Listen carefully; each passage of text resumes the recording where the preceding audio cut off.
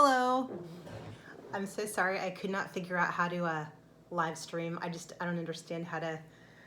I didn't know you had to download special software. Of course you do. Plus all of my settings on my laptop are like they block everything. So I think I'm supposed to enable a camera, but I don't know how to do that right now. So anyway, I'm just gonna play some fiddle tunes, and I do want to play Red Wing, and then I'll answer a couple questions. I love that you guys had so many sweet questions and requests, and I'm going to do a couple of them and answer a few questions, but hopefully once I understand what I'm doing, I could try something live where I can do more. But anyway, let's just do a happy fiddle tune for starters. Okay, let's do Red Wing, and I actually recorded a rhythm track ahead of time, kind of like on a cooking show where they, chop up all the little vegetables ahead of time. So as a fiddle player, it's hard, you got to have some rhythm underneath you're playing. It just makes it so much better. So I made a rhythm track on my cassette player. I'm going to turn it on and play along with it. Okay, this is Red Wing in G, and this is the chart if anybody's interested.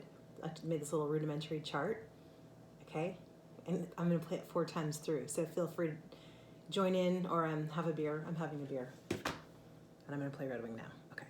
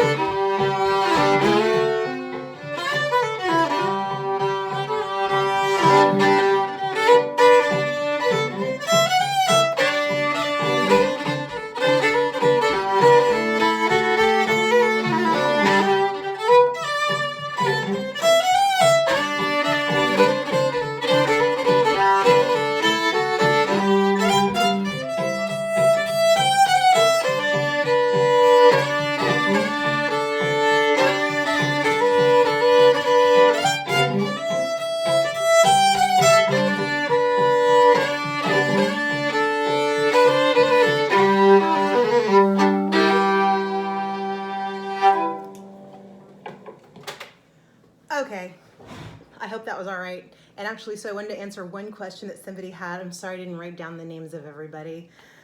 But somebody asked me about the Johnny Gimbel augmented chord. So I'm thinking just to demonstrate what an augmented chord is, Johnny Gimbel was famous for, among other things, playing Fiddling Around, and it had these double stop augmented chords in it. But basically what that is, like in Red Wing just now, I played a couple of those over the D7 chord. So instead of just the regular D7 chord, which is a D, F sharp, A, and a C. So all over the violin, it'd be like, A, C, D, F sharp, A, C, D, F sharp, F sharp, D, C, A, F sharp, D, C, A. So that sounds as a double stop like this.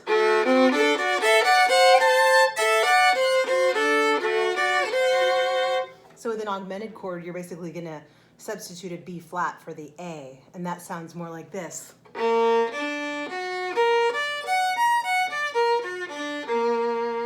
And then if you play those as double stops, which I probably don't feel like doing right now, that will give you the augmented double stop sound. Okay, so those are the notes that you're going to use in your augmented D7 chord are D, F sharp, and B flat. Resolving to G. Again, those notes are D, F sharp, and instead of an A, you're going to do a B flat.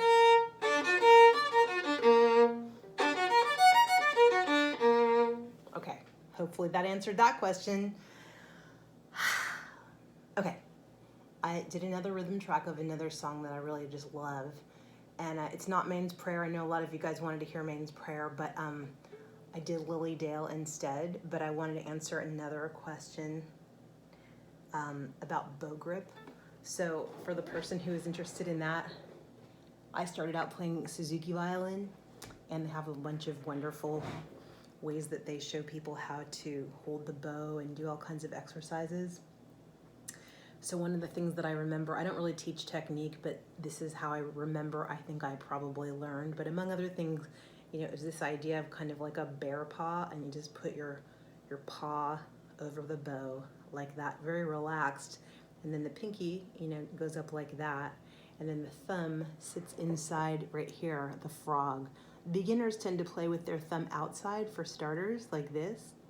And then as you get more advanced or more comfortable playing, you move your thumb inside the frog like that.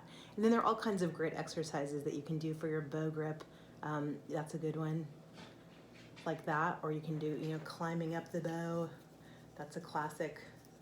Climbing up, climbing down, windshield wipers, all those kinds of things. So hopefully that helps with the bow grip. Basically, yeah, relaxed, put the paw over the stick, pinky, tip of the pinky, thumb is always bent and it goes inside the frog. Just like that. And that gives you a lot of flexibility. People who don't play with their thumb bent, you're not going to get nearly the flexibility eventually that you're going to get if you're able to keep your thumb bent and your fingers all flexible. Like, so that's like an exercise like that too. Okay, I'm going to move on and play another tune. I'm going to have another drink of my beer, which I hope you will as well. Sorry, I couldn't figure out the live streaming. That would have been really fun. But anyway, I made another rhythm track of this beautiful Texas fiddle tune called Lily Dale. And I charted it for you. Again, I think this chart is right. Hopefully it is. But if you're playing along at home or you want to refer back to this, this is what I think the chords are. So let's just see what happens. I made this recording on my cassette player, as can you.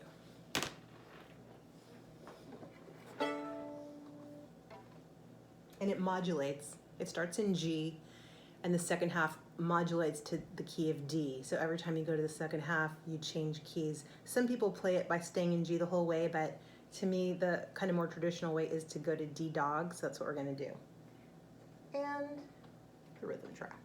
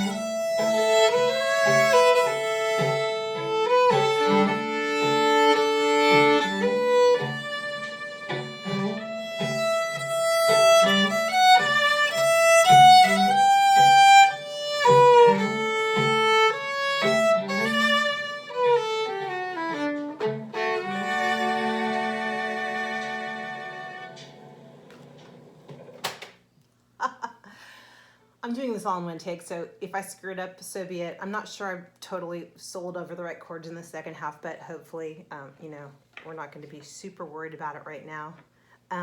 Oh, someone asked about tuning. So how do you tune a fiddle? Or I'm not sure exactly what the question was, but essentially I travel with a metronome tuner, which I love so much, and it'll tune to a 440A. So I usually just use this, sound check or whatever, make sure I match it.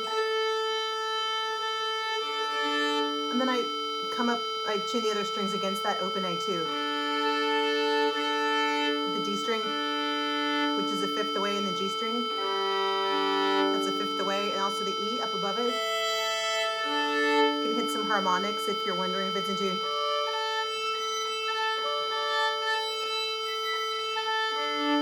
And then sometimes I like to, you know, just play along with the tone. So if I'm playing something in A, I might play an A major scale against the A drone.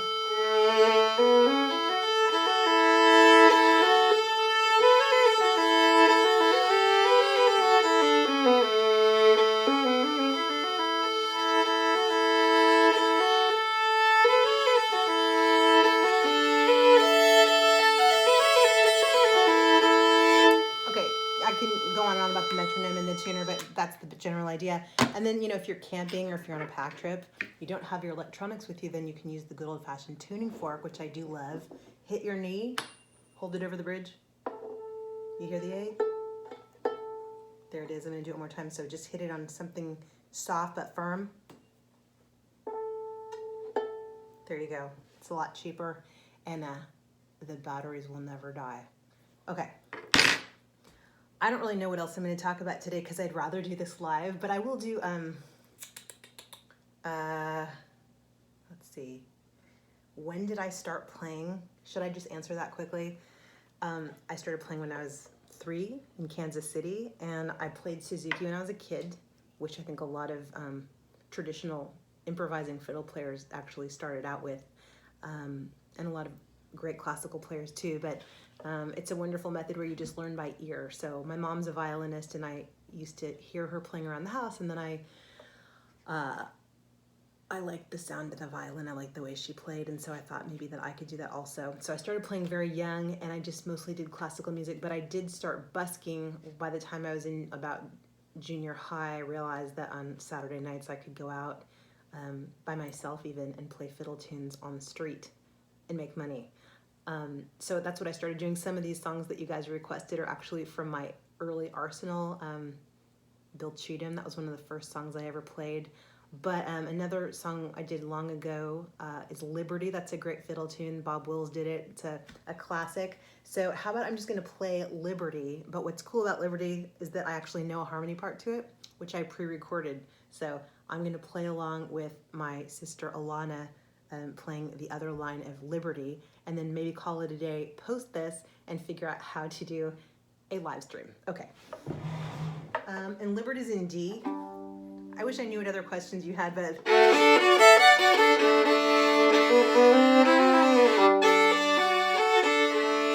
Okay, here we go. Ready? I'm just going to play it 2 times through. So this is me playing the melody, and I'm about to play the harmony live with my crappy tape recorder recording, which you can do it too.